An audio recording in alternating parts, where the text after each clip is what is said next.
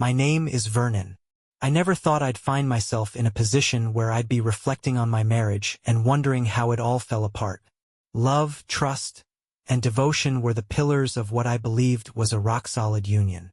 But now, sitting in the silence of an empty home, I realize how fragile those pillars can be when one person decides to stop holding them up.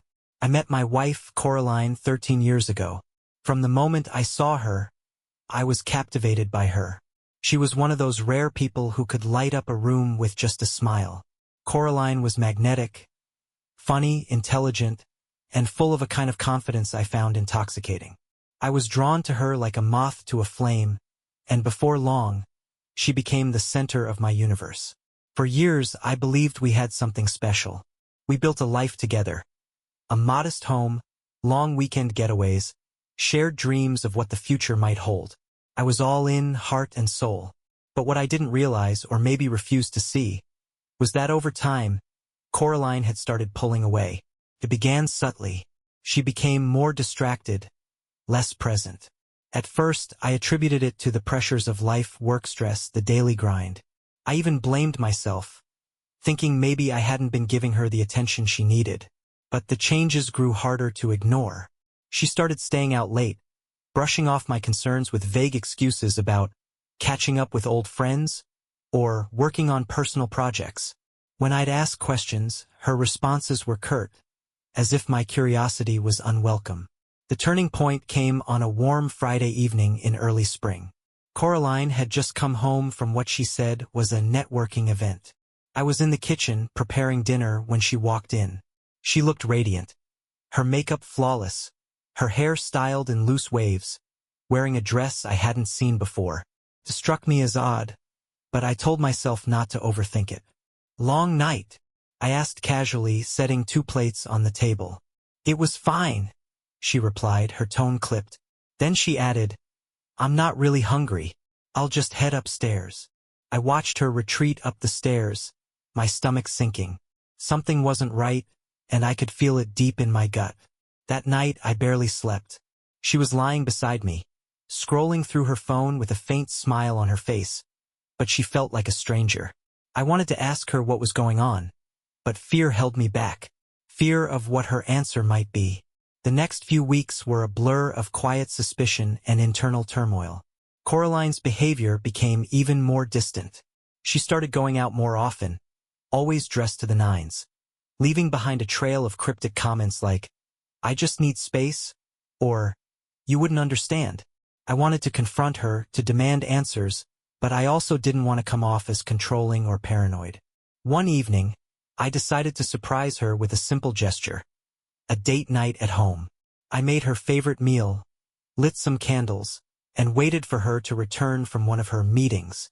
But when she walked through the door and saw the setup, her reaction was cold. "What's all this?" she asked, her expression unreadable. "I thought we could spend some time together," I said, trying to keep my voice light. She sighed, dropping her bag on the floor. "Vernon, this is sweet, but I'm exhausted. I really just want to take a shower and go to bed." I felt my chest tighten as I watched her walk past me, barely sparing a glance at the effort I'd put in. I told myself it was just a bad day, that maybe she really was tired. But deep down, I knew there was more to it than that. The breaking point came 2 nights later.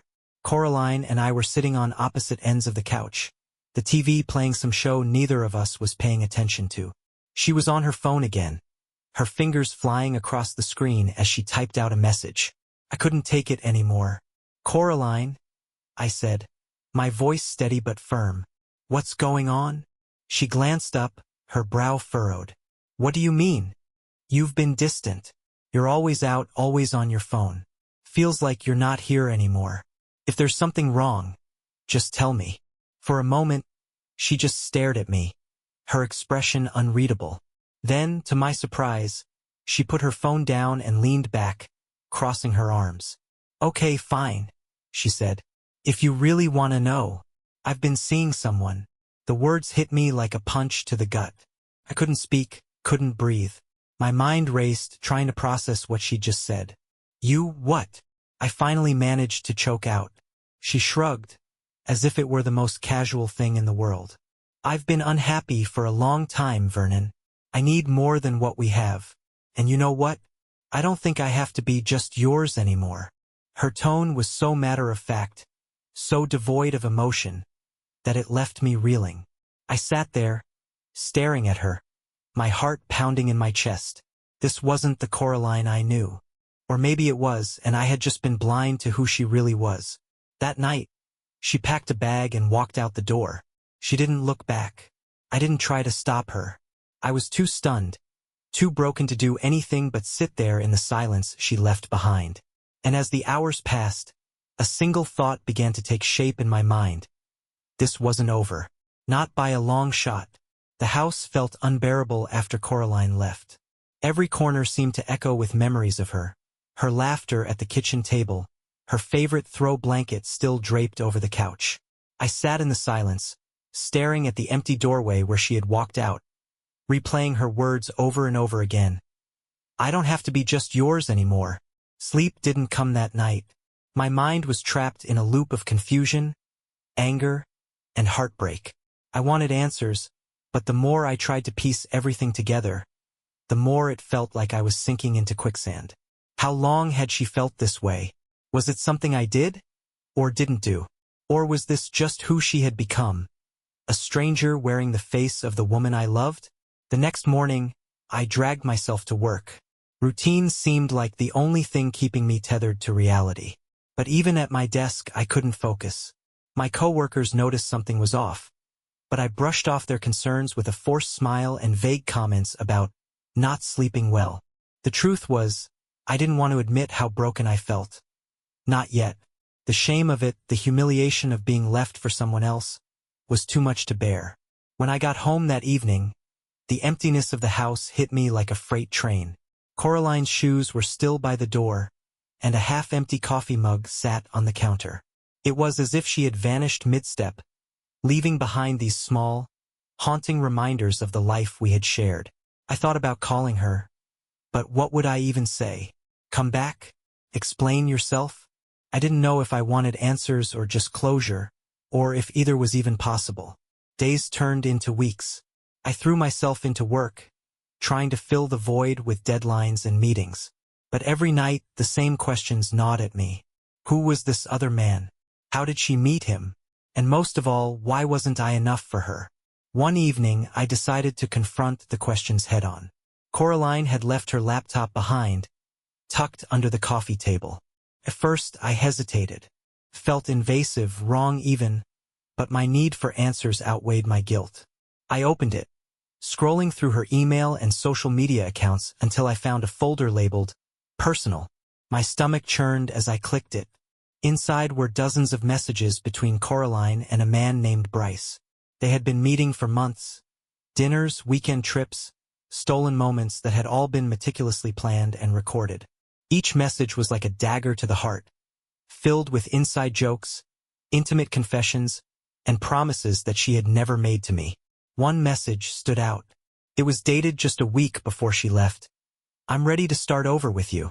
He'll be fine without me. He doesn't even see me anymore." I closed the laptop and sat back, my chest heaving. The betrayal was so complete, so calculated, that it left me breathless. And yet, beneath the anger and heartbreak, there was something else, something darker.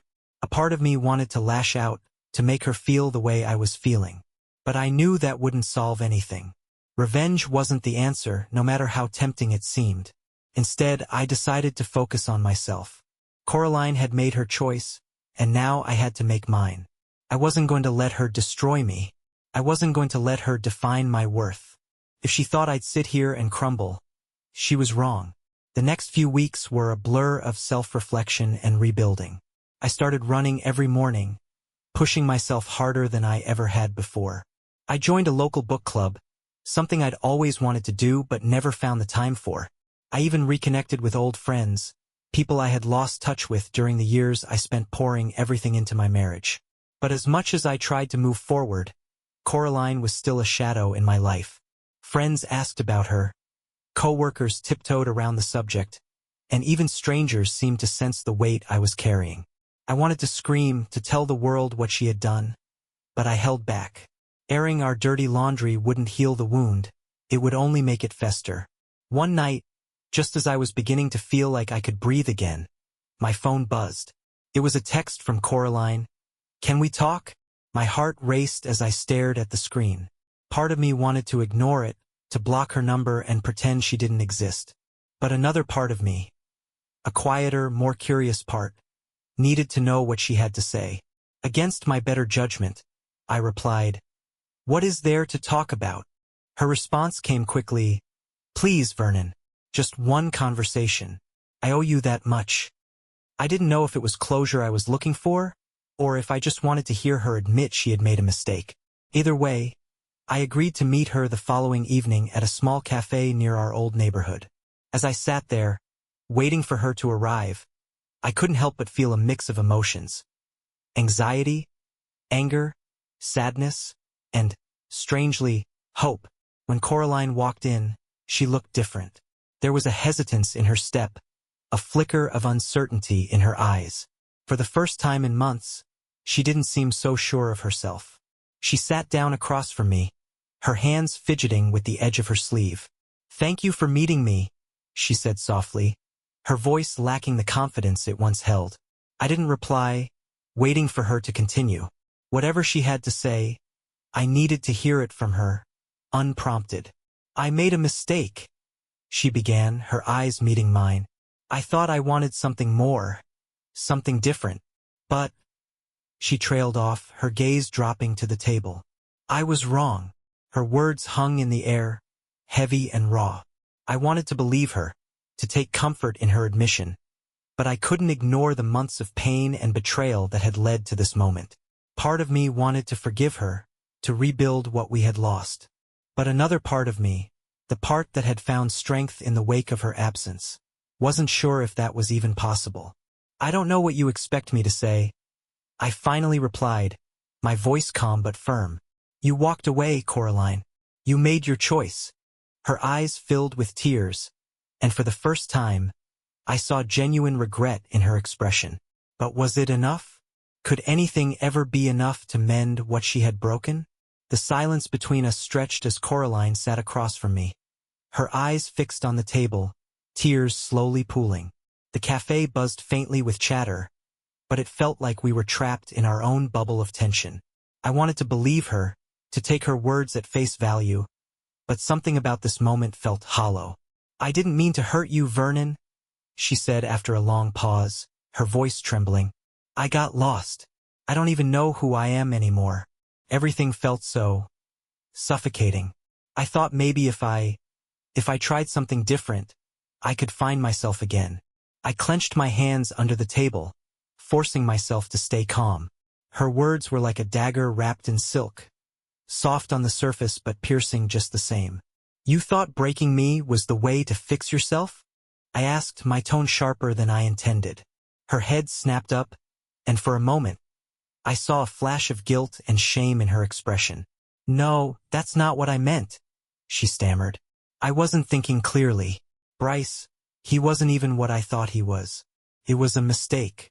All of it." I leaned back in my chair, crossing my arms as I studied her. She looked so small, so unlike the confident woman I had fallen in love with. But this wasn't about her feeling small, it was about what she had done. "So now that it didn't work out with Bryce, you've decided to come back to me?" I asked bluntly.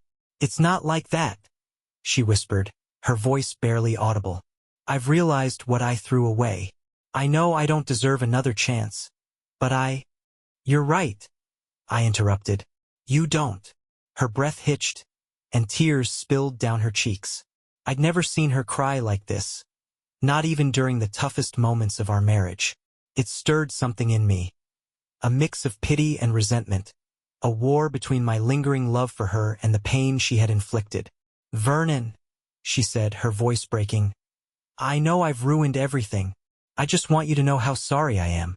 I thought I needed something else. But the truth is, I was running from myself. You were never the problem. I was. I wanted to believe her. God, I wanted to believe her so badly.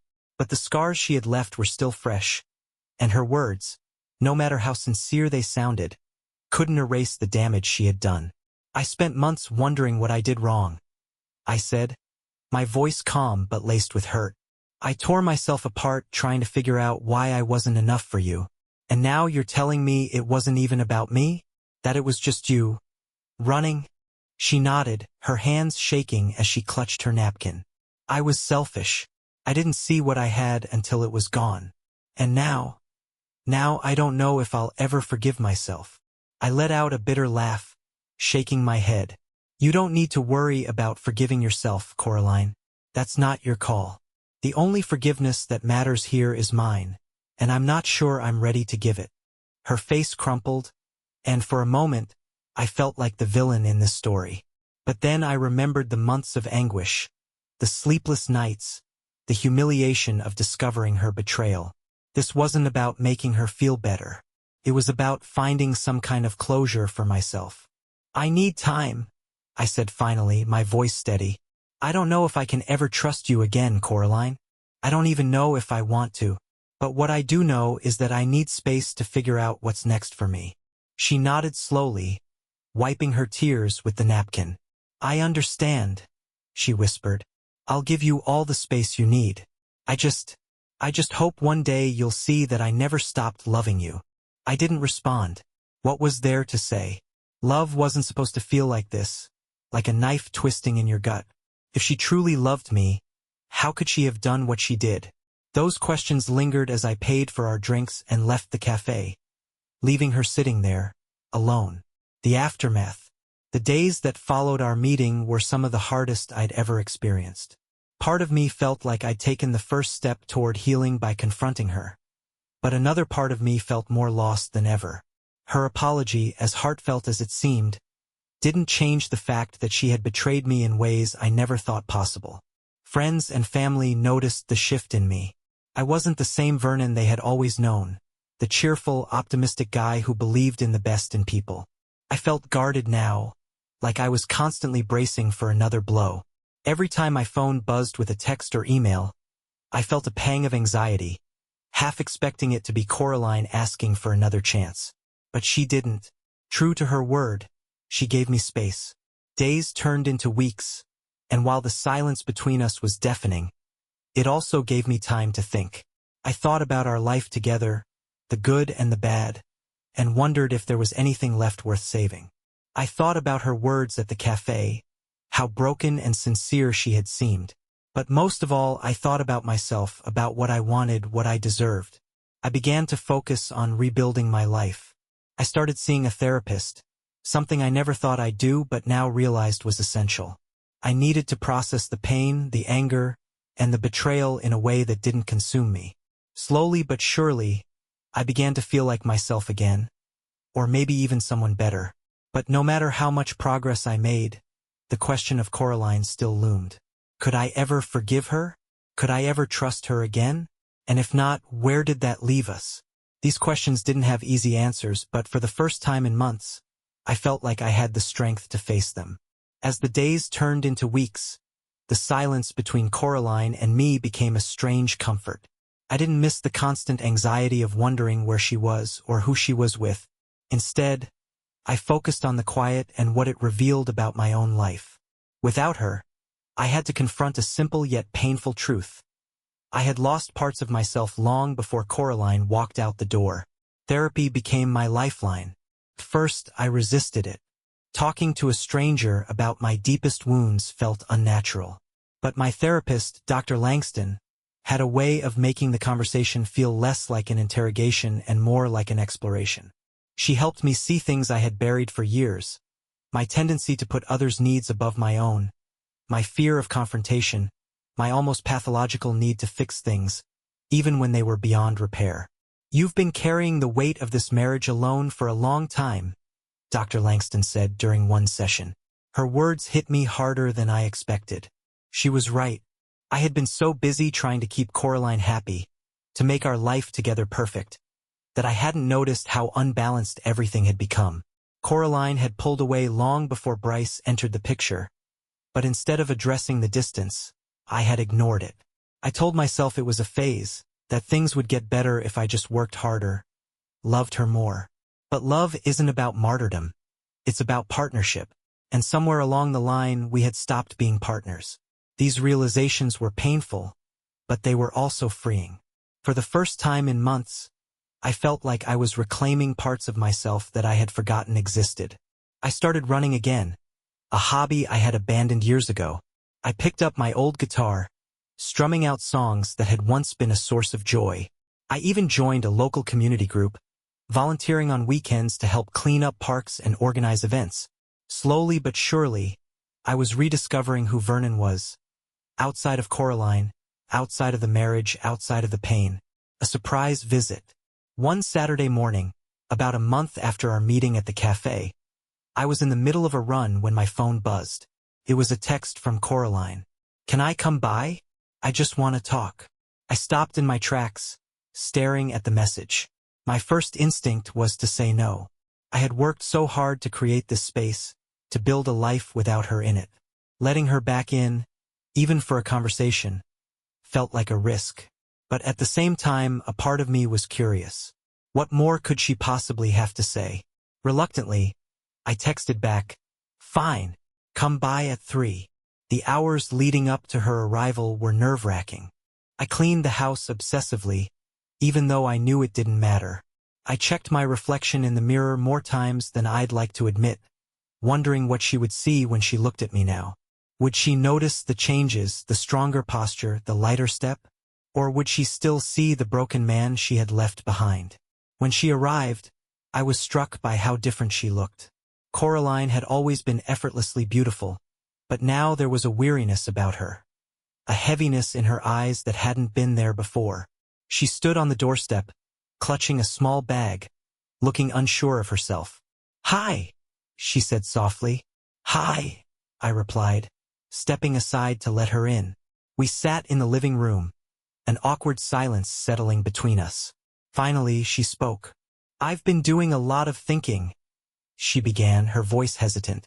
"About us. About everything that happened." I waited, letting her continue. "I know I hurt you, Vernon, and I don't expect you to forgive me. But I want you to know that I'm trying to change. I've been seeing a counselor, trying to understand why I did what I did. And," she paused, her hands trembling slightly, "and I know now that it wasn't about you. It was never about you." Her words echoed what she had said at the cafe.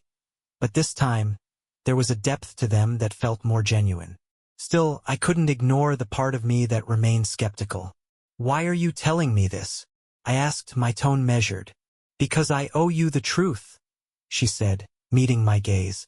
"And because I want to try to fix this. If there's even a chance, I want to fight for us." Her words hung in the air, heavy with the weight of everything we had been through. Part of me wanted to believe her, to see this as a turning point, a chance to rebuild what we had lost. But another part of me, the part that had spent months piecing myself back together, wasn't sure if I could ever let her in again. "I don't know if I can do that, Coraline," I said finally. "I've worked so hard to get to where I am now. I'm not sure I can risk losing myself again." She nodded, tears streaming down her face. "I understand," she said quietly. "I just needed you to know how sorry I am, and that I still love you." Her confession stirred something in me, an ache that I thought I had buried. But love, I realized, isn't something you can simply turn off. It lingers, even when it's been bruised and battered. "I need time," I said, my voice soft but firm. "If there's a way forward, I don't know what it looks like yet, but I can't rush into this.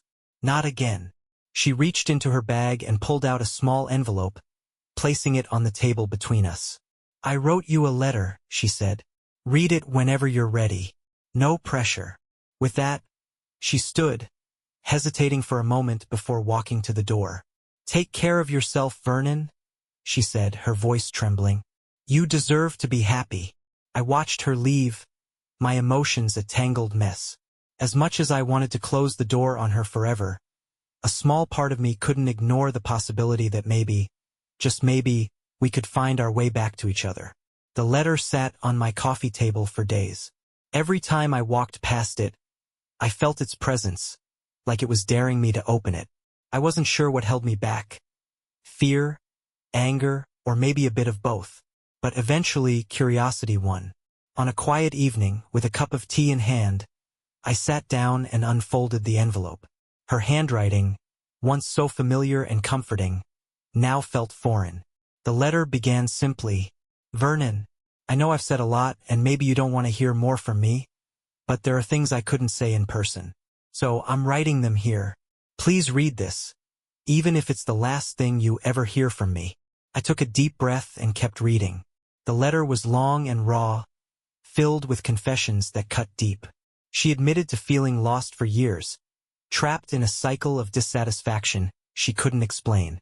She wrote about how she had sought validation in Bryce, thinking he could fill a void that had nothing to do with me. I thought the problem was us, Vernon. But it wasn't. It was me. I was running from my own insecurities, and in the process, I destroyed the one good thing I had in my life, you. Her words were heavy with regret, but they didn't erase the pain. She wrote about therapy, about her attempts to rebuild herself, and about how much she missed the life we had shared. But what struck me most was the final paragraph. "I know I don't deserve forgiveness, and I know I may never get it. But I want you to know that I see you now, Vernon. I see how much you gave, how much you sacrificed, and how much I took for granted. I just hope that one day, you can remember the good in us, even if we never find our way back to each other." I folded the letter and set it down, my chest tight. Her words didn't absolve her of what she'd done, but they made me see a side of her I hadn't before.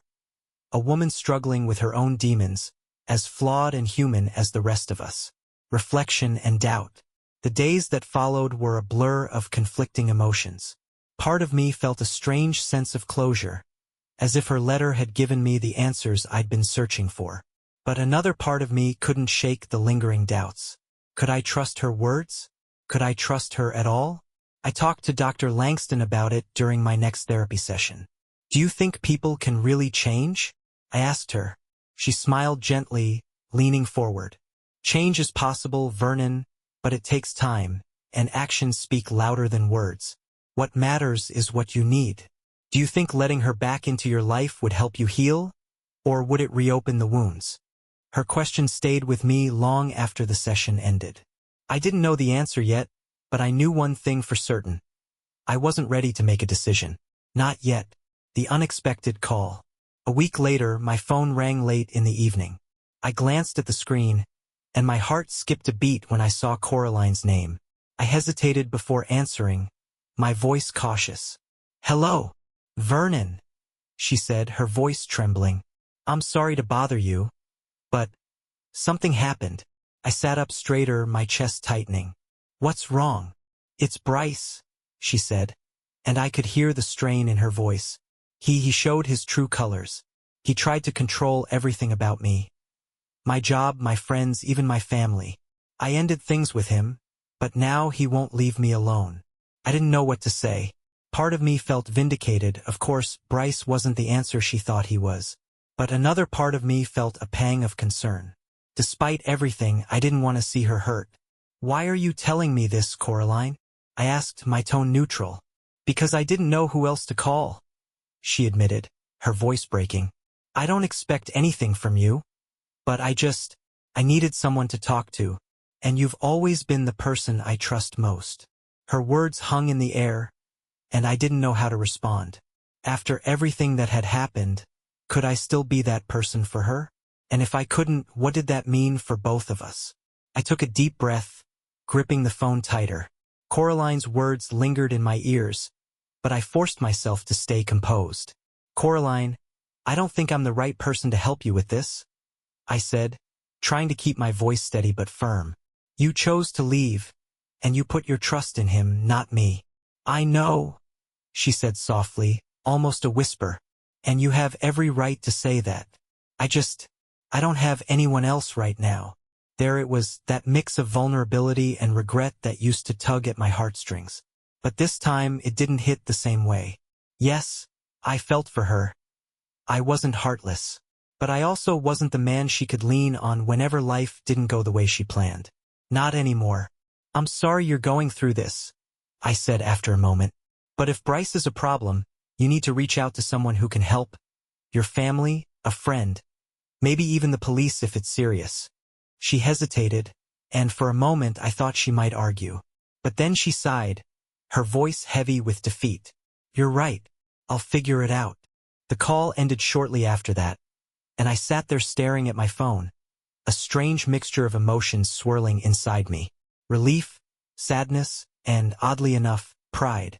For the first time, I had set a boundary with Coraline and stuck to it. I wasn't her savior anymore, and maybe that was exactly what I needed. Life moves forward. Over the next few weeks, I threw myself back into my routines. I ran every morning, spent evenings volunteering, and even signed up for a local cooking class. A small step outside my comfort zone, but one I found surprisingly enjoyable. Each new experience felt like a small victory, a reminder that I was capable of building a life beyond the wreckage Coraline had left behind. Still, there were moments when the memories crept in. I'd hear a song on the radio that reminded me of her, or catch myself reaching for my phone to share something I'd seen, only to stop halfway. It was like breaking a habit I'd had for years, painful, but necessary. One evening, after a particularly fulfilling day at work, I came home to find an envelope in my mailbox. There was no return address, but the handwriting on the front was unmistakable. Coraline. My first instinct was to toss it in the trash. I didn't want to reopen old wounds or get sucked back into her world. But curiosity got the better of me. I brought it inside, sat down at the kitchen table, and opened it. Inside was a single sheet of paper with just a few sentences written on it. Vernon, I know you don't owe me anything, but I wanted you to know that I've taken your advice. I've cut ties with Bryce completely, and I'm focusing on myself now. I won't bother you again, but I'll always be grateful for the years we had and the person you were to me. I hope you find the happiness you deserve. Coraline. I folded the letter and set it aside, my emotions a tangled mess. It felt like an ending. Not the kind I had imagined, but maybe the kind I needed. She was finally letting go, and so, I realized, a new beginning. In the months that followed, life began to feel lighter. The heaviness that had hung over me for so long started to lift, replaced by a quiet sense of hope. I didn't rush into anything. No new relationships, no drastic changes. Instead, I focused on rebuilding myself piece by piece. Coraline's chapter in my life wasn't something I could erase, but it no longer defined me. It became a part of my story, a painful, transformative chapter that taught me more about myself than I ever thought possible. One afternoon, while volunteering at a local event, I struck up a conversation with a woman named Marianne. She was funny, warm, and easy to talk to, with a laugh that felt like sunshine on a cloudy day. We exchanged numbers, and for the first time in a long time, I felt a spark. Not of desperation or longing, but of possibility. I didn't know where the road ahead would lead, but I was ready to find out. Life wasn't perfect, and it never would be. But it was mine again, and for that I was deeply grateful.